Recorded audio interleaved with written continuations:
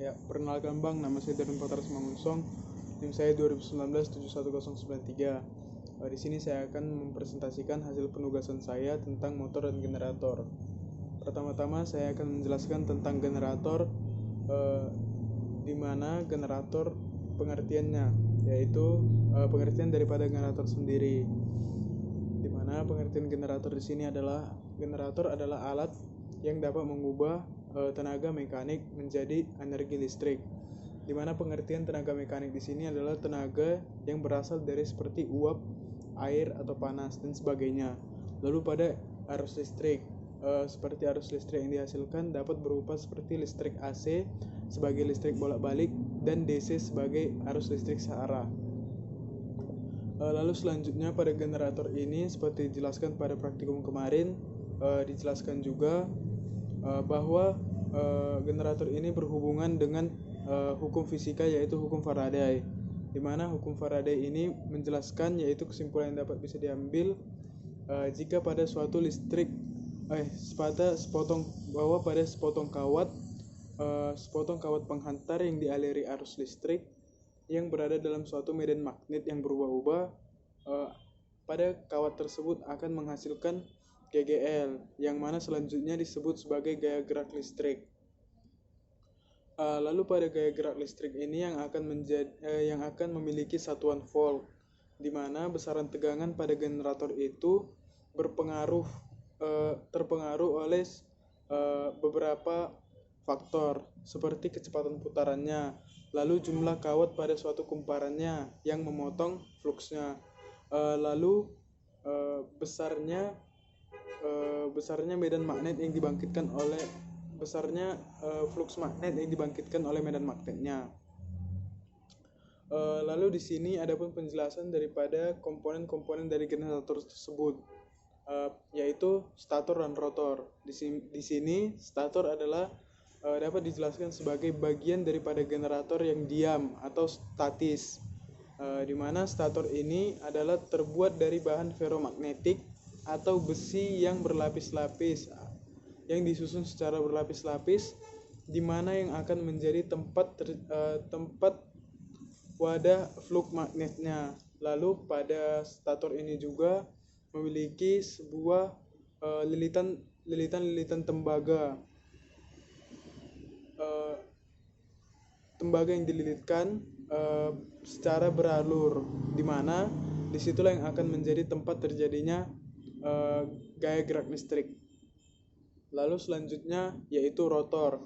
Rotor adalah komponen daripada generator yang berputar, di mana maksudnya adalah rotor ini yang akan berputar bagian daripada generator, di mana rotor ini memiliki komponen utama seperti terdiri dari kutub-kutub magnet, beserta lilitan-lilitan kawat. Lalu selanjutnya pembagian daripada generator ini yaitu generator berbeban dan tidak berbeban, di mana di sini dijelaskan juga seperti praktikum kemarin, pada generator ini didukung oleh adanya masukan tegangan mekanis, di mana tegangan mekanis ini yaitu motor generator yang dikopel atau dihubungkan dan dipasangkan pada rotor di generatornya. Lalu adapun faktor pendukung daripada tiga fasa ini, di mana faktor pendukung dari tiga fasa ini yaitu harus adanya tegangan masuk DC, di mana itulah menjadi sistem eksitasi pada generator, di mana dijelaskan pada praktikum sebelumnya. Sistem eksitasi pada generator ini dapat disimpulkan ketika diberi tegangan DC, maka timbul medan magnet yang berada pada generator tiga fasa ini. Lalu terjadilah perpotongan antara medan magnet di dalam rotor, di mana perpotongan inilah yang akan menghasilkan GGL atau gaya gerak listrik. Lalu jika generator ini dihubungkan dengan beban atau lampu sebagai indikatornya, lampu itu akan menyala. Dan di mana jika arus eksitasi ini diperbanyak atau dibesarkan, maka lampu akan menyala semakin terang. Tetapi pada eksitasi pada rotor ini juga berpengaruh kepada putaran rotornya, di mana jika semakin besar eksitasi yang diberikan, maka perputaran rotornya akan semakin banyak memotong medan magnet sehingga memperlambat gerakan daripada rotornya. Lalu di mana dijelaskan juga komponen utama dari rotor itu adalah rotor sebuah generator itu adalah magnet. Magnet ini juga bisa dapat berupa magnet yang permanen, magnet permanen, atau juga kumparan yang dibangkitkan, magnet yang dibangkitkan melalui kumparan. Pada generator ini yang menggunakan kumparan sebagai magnet buatannya, maka dibutuhkan arus listrik untuk memicu kepada listrik untuk mengalir pada kumparan tersebut. Proses dari pembangkitan medan magnet ini pada generator ini yang disebut sebagai proses eksitasinya. Lalu pada generator sistem eksitasi, besar arus listrik yang dihasilkan oleh generator sebanding dengan besar medan magnet di dalamnya. Lalu adapun penjelasan daripada modul 2 kemarin, yaitu di mana dijelaskan juga tentang beban-beban listrik. Adapun penjelasan daripada beban listrik ini adalah setiap alat yang menggunakan listrik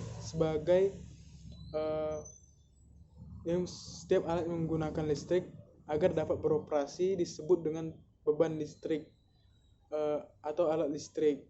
Lalu berbagai alat listrik ini yang mengkonsumsi daya listrik ini itu juga disebut sebagai beban-beban listrik. Di mana pada prinsip kerjanya pada pembagiannya, beban-beban listrik ini dapat dibagi menjadi 3, yaitu beban listrik resistif, beban kapasitif, dan beban induktif. Lalu pada penjelasannya juga beban resistif. Pertama-tama, beban resistif adalah suatu alat yang membutuhkan daya listrik. Beban resistif ini adalah berupa komponen yang terdiri dari resistan atau ohm, dan bekerja atau beroperasi berdasarkan prinsip dari resistansi atau hambatan, di mana cara kerjanya sendiri yaitu arus listrik yang melewati daripada arus listrik akan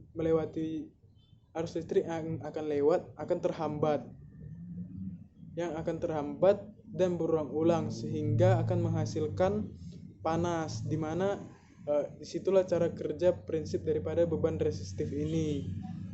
Tetapi beban resistif ini tidak mempengaruhi daripada gelombang, arus, dan tegangannya sehingga tetap bisa satu fasa.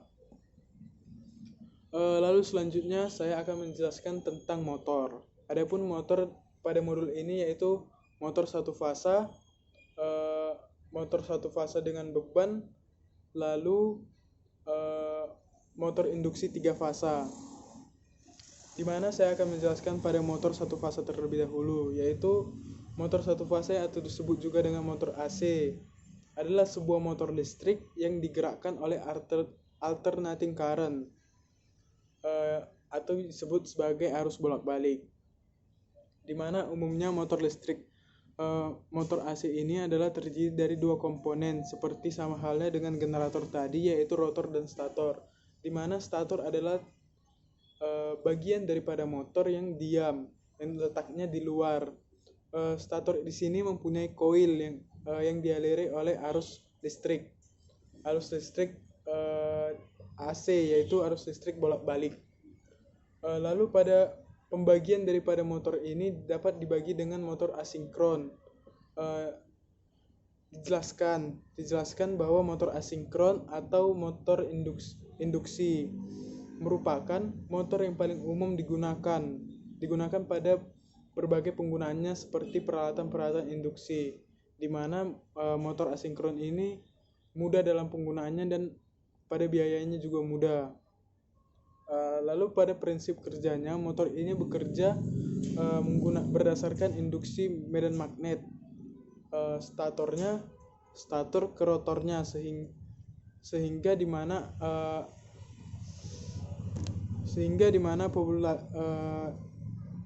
motor satu fasa ini dapat bekerja. Lalu adapun pembagian daripada motor listrik, yaitu yang dijelaskan pada praktikum kemarin. Motor listrik ini dibagi menjadi dua, yaitu generator dan motor. Di mana dibagi juga yaitu motor asinkron dan motor sinkron, lalu generator sinkron dan generator asinkron. Di mana motor sinkron ini adalah motor yang menggunakan magnet permanen.